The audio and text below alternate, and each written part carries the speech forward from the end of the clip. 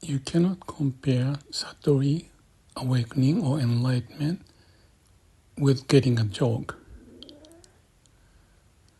It's different dimension, but still there's something interesting from the point of view of the biological phenomena. I think Satori awakening is biological. We use the mind, and mind can accommodate the nature of the biological phenomena, but typically speaking, the mind is to do the operation of logical consequence from figuring out A, B, C and the relationship and get the picture. But like I said, when I say get the picture is not in the mind. Mind is like a linear processing of the 0 and 1 words and the logic. But when you see the picture and get it, you see the whole of it intuitively. And then after having an intuition, you can explain by words and the logic. Not the totality, but the characteristics of what that phenomena was. So when Buddha had awakening, that's what happened. I mentioned about Engaku. By accident almost, he fell into it. But before that, he had lots of preparation, dig deeper into the mind. And whatever the circumstance was, something happened. As much as my experience of awakening, or I hear the Eckhart Tolle's experience of awakening, although the degree may be different, I see the same phenomena. In case of Eckhart Tolle, he wondered why he was having he wasn't happy about himself. So there are two him. I watching him, myself, miserable. So those are the two universes I have mentioned, and all of a sudden that linkage or connection of the universe in the mind and the universe of what's going on by following the law of nature had the way of connection. And that's why Buddha said after awakening, this is so profound he cannot explain. But later, whatever the circumstance, he felt compassionate and he tried to find a way. Come up with the Sila Samadhi Panya, the way of getting to Panya, and Eight Noble Path, things like that. But that teaching came after the awakening, using the word, logic, and the process of how he can explain how you can get there. But the fact of that last opening or the awakening event is beyond the logic in the mind. You can push to the limit with your word and logic, and that's why Zen saying is that when you cannot go anywhere by using your mind, that's the beginning of Zen.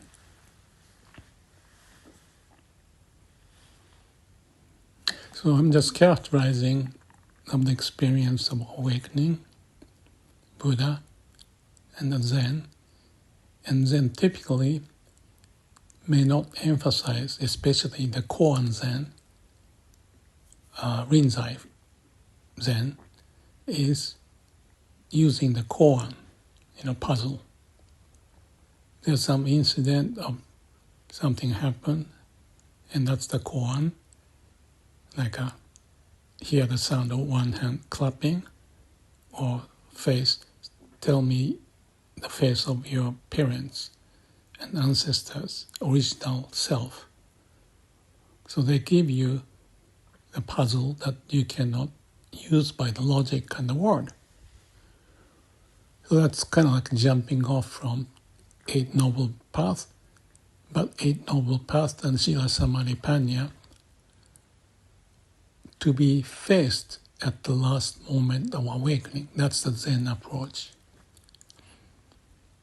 And when that awakening happens by accumulated effort, sincerity, truthfulness, using your brain, mind, whatever you can, and you cannot go anywhere.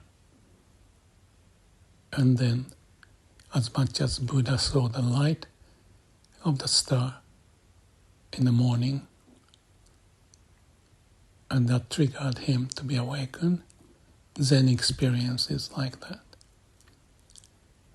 Eckhart Tolle's experience of facing the impossible was one. In my case, I was facing the pain of sitting too long, and I couldn't handle it. And I questioned, is it because I'm trying to escape from the pain? So that was the question, triggered something to happen. And when it happens, the liveliness, the energy flows, and the blockage is gone. And when it happens, as Eckhart Tolle mentioned, he couldn't explain it. As much as Buddha couldn't explain it, as much as in my case, I was happy, my whole body is liberated, the world looked different, but I couldn't explain. Eckhart Tolle took several years to describe or figure out. In my case, 10 years or more. And he was much brighter, perhaps, or better background at the early age. In my case, that awakening took place when I was 52. Now, I want to touch on Myokonin from Shin Buddhism. There's a lot to talk about. Shinran came up with Shin Buddhism, and Myokonin followed the layman. I don't want to spend too much time on the history, but I want to mention for Myokonin, there are several or many of them, from like 400 years ago to most recently, still up to now. And they're coming from the background of Shin Buddhism, and their character, called Myokonin, is as if they have gotten enlightenment. What I can say briefly here is that the idea is let themselves to be saved by the bow of Amida Buddha. In other words, if you see the Amida Buddha as the law of the universe, they let go of their mind, logic, everything as useless. Because logic cannot solve the problem. And therefore, in their case, they get the help from Amida Buddha, or the law of nature. And when that happens, and again, similar to Zen awakening, it's not for everyone, much, much less, but they give up their, they call self-power, and they go into the phase of no self, replaced by Amida Buddha, or the law of nature. And when it happens, it is, to me, the same as awakening. In their case, however, there's no effort of using the mind, but letting go of the mind by taken care by Amida Buddha. But the process, I see, is almost identical. And it's funny that Myokonin came about in Japan from 400 years ago, 500 years ago, until recently, and maybe possibly into the future, if we get the idea of what they have gone through.